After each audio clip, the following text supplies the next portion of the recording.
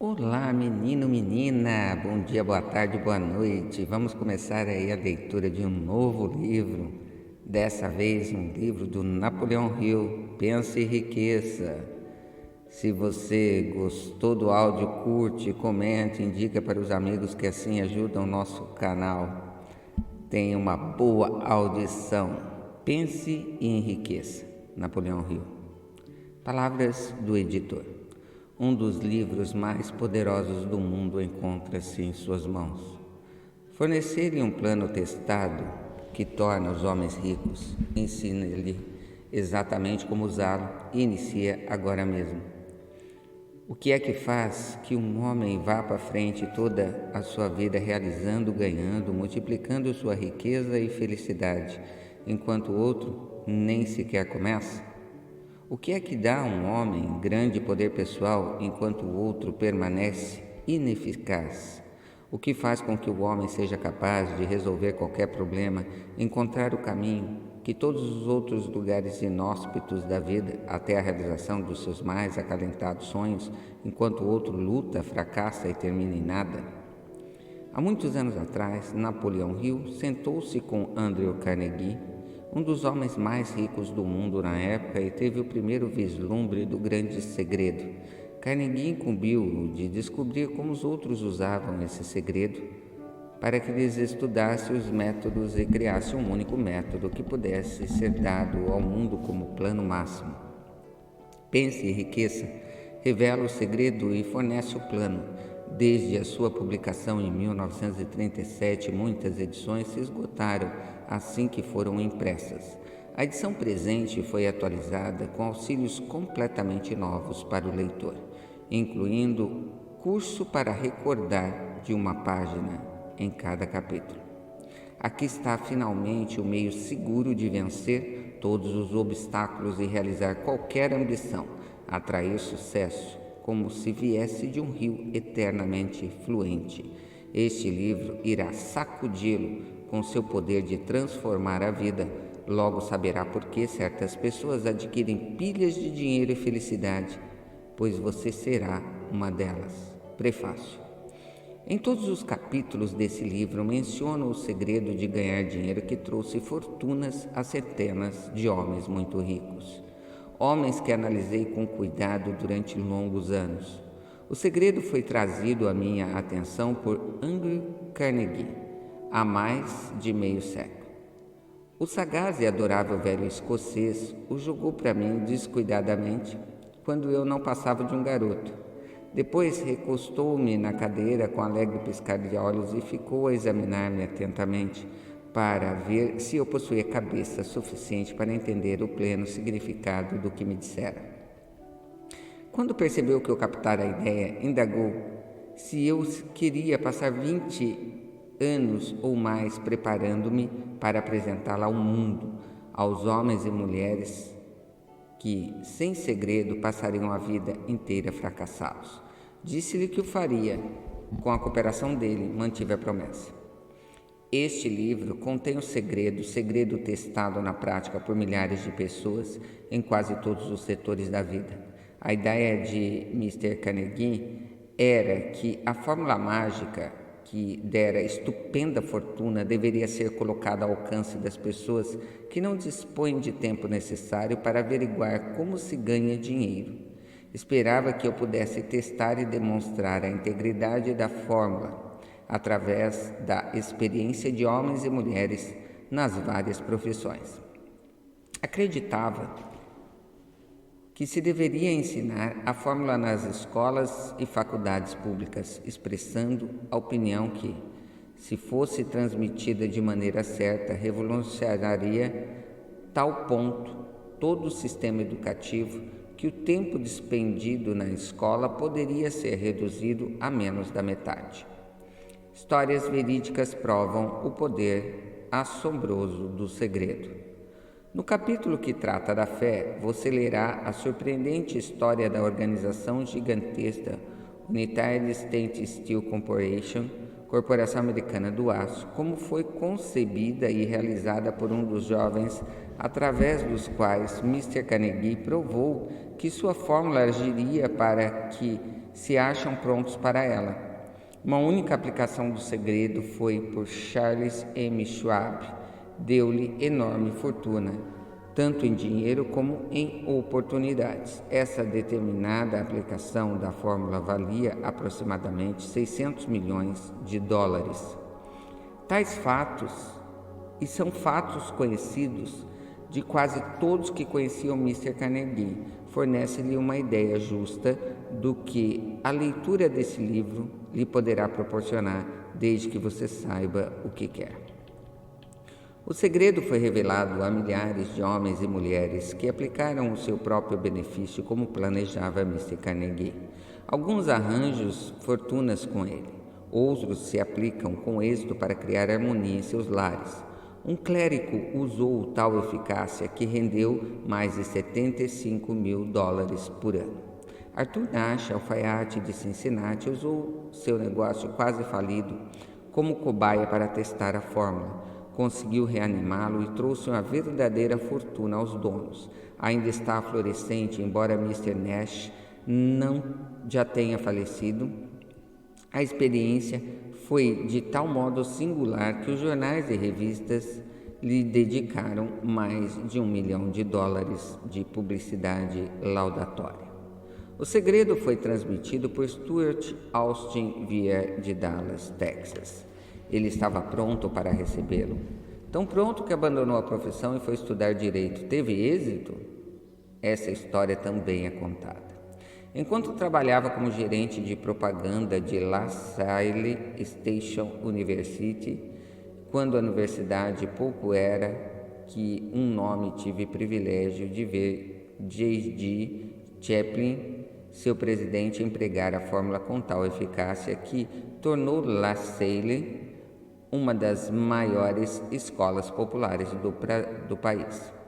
O segredo que me refiro foi mencionado nada menos que uma centena de vezes no decorrer desse livro. Não foi diretamente apontado, pois parece agir com mais êxito quando apenas mencionado e deixado à vista, onde os que estão prontos para ele e os que estão procurando possam dele se apossar. Por isso é que Mr. Carnegie o jogou para mim tão tranquilamente, sem nomear especificamente. O segredo fala aos que ouvem. Se você estiver pronto para pô-lo em uso, reconhecerá o segredo pelo menos uma vez a cada capítulo. Gostaria de ter o privilégio de dizer-lhe como o saberá quando estiver pronto e recebê-lo. Mas isso o privaria de muitos benefícios que receberá ao fazer a descoberta do seu modo. Enquanto esse livro estava sendo escrito, meu próprio filho, que então estava concluindo o seu último ano na faculdade, pegou um manuscrito, segundo o capítulo da obra, o leu e descobriu o segredo por si mesmo. Ele usou a informação tão efetivamente que galgou diretamente um posto de alta responsabilidade com salário inicial maior do que aquele que um homem mediano jamais alcançara. Sua história foi brevemente contada no capítulo 2. Quando você ler o livro, talvez desfaça a impressão que possa ter tido no início da leitura de que a obra prometia demais. E também, se alguma vez já se sentiu deprimido e já teve dificuldades a vencer que pareciam lhe agarrar a própria alma, se já tentou e fracassou, se alguma vez já esteve incapacitado por causa de doenças ou aflições físicas, a história e descoberta do meu filho e do uso da fórmula de Carnegie pode vir a ser como o oásis do deserto da esperança perdida, aquele oásis que você estava procurando. O segredo foi muito empregado pelo presidente Woodrow Wilson durante a Primeira Guerra Mundial. Foi transmitido a todos os soldados que lutaram a guerra, cuidadosamente dosado no treinamento que recebiam antes de ir para o fronte. Contou-me o presidente Wilson que ele foi um forte fator na tarefa de angariar fundos necessários para a guerra. Uma das coisas interessantes a respeito do segredo é que os que uma vez o adquirem e o empregam se descobrem literalmente arrastados em direção ao sucesso. Se você duvida, estude o nome do que estudaram. Sempre que forem mencionados, examine mesmo o histórico dessas pessoas e convença-se: não existe nada que não custe alguma coisa. O segredo a que me refiro não pode ser obtido sem preço, embora este seja bem menos que o seu valor. Não pode ser adquirido por um preço algum, pois aqueles que não procuram intencionalmente. Não pode ser revelado, não pode ser comprado por dinheiro, pela simples razão de que se compõe de duas partes. Uma delas já pertence aos que estão prontos para ele. Serve igualmente bem a todos os que estão prontos para ele. Educação nada tem a ver com ele. Muito antes de eu nascer, o segredo foi ter nas mãos de Thomas A. Edison, e ele aplicou com tanta inteligência que se tornou o maior inventor do mundo, embora só tivesse tido 3 meses de instrução. O segredo passou para Edwin R. Barnes, sócio comercial de Edison. Tornou tal eficácia que, embora na época só ganhasse $12 mil por ano, acumulou respeitável fortuna apresentando-se enquanto ainda é jovem.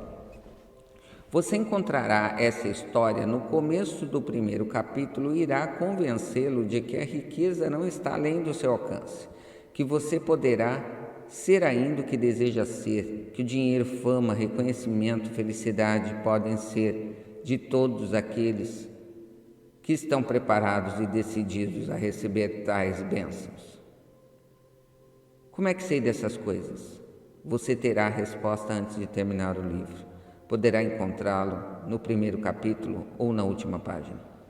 Enquanto me ocupava com a tarefa da pesquisa de 20 anos que empreendi, atendendo ao pedido do Mr. Carnegie, analisei centenas de homens afamados, muitos dos quais admitiram terem acumulado suas vastas fortunas utilizando o auxílio do segredo de Carnegie. Entre eles, Harrison Henry Ford, William Riley Jr., Johnny Wanamaker, James G. Hill, George S. Parker, James Taylor, Henry Doherty, Cyrus Kurtz, George Eastman, Charles Schwab, Rhys Williams, Dr. Frank Gustavus, Daniel Gillard, King Gillette, Ralph Wilkes, Juiz Daniel Wright, John Rockefeller, Thomas Edison, Frank Wright e tantos outros. Esses nomes apresentam apenas a pequena fração das centenas de americanos famosos cuja a realização financeira e outras provam que os que entendem e aplicam o segredo de Carnegie alcançam elevados pontos na vida. Nunca conheci ninguém que, inspirado em usar o segredo, não atingisse o sucesso notável na carreira escolhida. Jamais conheci alguém que se distinguisse ou acumulasse riquezas de monta sem estar em posse do segredo. Desses dois fatos, tiro a conclusão de que o segredo é mais importante como parte do conhecimento essencial para a autodeterminação que qualquer outro que se receba através do que popularmente chamado de educação. O que é educação, afinal? Isso foi respondido pormenorizamente. Um momento decisivo em sua vida. Em algum momento, à medida que você lê, o segredo a que me refiro saltará da página e se colocará ousadamente diante de você, se você estiver pronto para recebê-lo. Assim que aparecer, você reconhecerá, quer capte o sinal primeiro, quer no último capítulo, para um momento. Quando ele se apresentar, faça um brinde, pois a ocasião assinalará como o importe do ponto de mutação da sua vida. Além disso, lembre-se no decorrer do livro que ele trata de fatos e não de ficção, sendo seu propósito transmitir a grande verdade universal pela qual todos os que estiverem preparados possam aprender não apenas o que fazer, mas como fazê-lo. Receberão também o estímulo necessário para começar. Como palavra final de preparação antes de iniciar o primeiro capítulo, posso oferecer-lhe a rápida sugestão de que poderá fornecer a pista e reconhecer o segredo de Carnegie. Ei, toda realização, toda riqueza ganha, todo o início de uma ideia. Se você estiver pronto para a revelação do segredo, então você já possui metade dele. Por isso, reconhecerá prontamente a outra metade no momento que estiver diante da sua mente. Napoleão Hill. Pensamentos são coisas. O pensamento que pronuncia o sucesso é o poder da mente. Como fazer com que a vida diga sim em vez de não aos seus planos e ambições. Na verdade, pensamentos são coisas e coisas bem poderosas quando se unem a propósitos definidos. Persistência é um ardente desejo de serem traduzidos em riqueza ou outros objetos materiais. Há alguns anos, Edward Barnes descobriu quanto é verdade que os homens realmente pensam e enriquecem. A descoberta não se deu de vez, chegou aos poucos, começando com o ardente desejo de se tornar sócio do grande Edison. Uma das características principais desse desejo era o de ser definido. Queria trabalhar com Edison e não para ele. Observe cuidadosamente a descrição de como procedeu a traduzir o desejo em realidade e terá, então, a maior compreensão dos princípios que conduzem à riqueza. Quando tal desejo ou impulso passou pela primeira vez em sua mente, não se achava ainda em condições de agir. Duas dificuldades se interpunham em seu caminho. Não conhecia Edison, não podia pagar a passagem de trem para Esther Warren, em New Jersey. Essas dificuldades teriam sido suficientes para desanimar a maioria dos homens de fazer qualquer tentativa de levar avante o desejo, mas o desejo que ele nutria não era um desejo comum. Edison olhou para ele. Apresentou-se no laboratório de Edison, anunciado que viera fazer negócios com o inventor. Referindo-se ao primeiro encontro Barney-Edison, disse esse último, anos mais tarde. Lá estava ele diante de mim, parecendo um camarada comum, mas havia algo na expressão de seu rosto que transmitia a impressão de que estava decidido a conseguir o que buscava. Eu aprendera, em longos anos de experiência com homens, que, quando alguém realmente deseja uma coisa tão intensamente, a ponto de arriscar todo o futuro numa espécie de jogada para consegui-lo, não poderá deixar de ser bem-sucedido. Dei-lhe a oportunidade que pedia, porque percebi que resolvera não arrendar pé enquanto não obteve êxito. Acontecimentos subsequentes comprovaram que não houvera erro. Não podia ter sido a aparência do jovem que lhe garantira a oportunidade do escritório de Edison, pois essa era contra ele. O que contou foi o que ele pensava. Barnes não conseguiu ser sócio de Edison na primeira entrevista. O que conseguiu foi a oportunidade de trabalhar nos estabelecimentos de Edison por um salário bastante insignificante. Passaram-se meses, aparentemente nada acontecia que aproximasse o ambicionado objetivo de Barnes, se impusera com seu principal propósito absoluto. Mas algo de importante acontecia na mente de Barnes, intensificava constantemente seu desejo de tornar-se sócio de Edison. Psicólogos acertam a dizer que quando alguém está realmente pronto para alguma coisa, essa coisa não deixa de aparecer. Barnes estava pronto para uma sociedade comercial com Edison. Além disso, estava decidido a perseverar nisso até obter o que procurava. Não dizia a si mesmo: bem, o que adianta? Acho que vou mudar de ideia, tentar um emprego de vendedor. O que dizia ele? Vim aqui para fazer negócios com Edison e atingirei a meta, mesmo que ele leve o resto da minha vida. E estava mesmo decidido. Que história diferente teriam os homens para adotassem um propósito definido, permanecessem firmes nele até vê-lo transformado em ardente obsessão. Talvez o jovem Barnes não o soubesse na época, mas sua determinação férrea, a persistência em apoiar-se num desejo, estavam destinados a vencer a qualquer propósito e lhe trazer a oportunidade que procurava.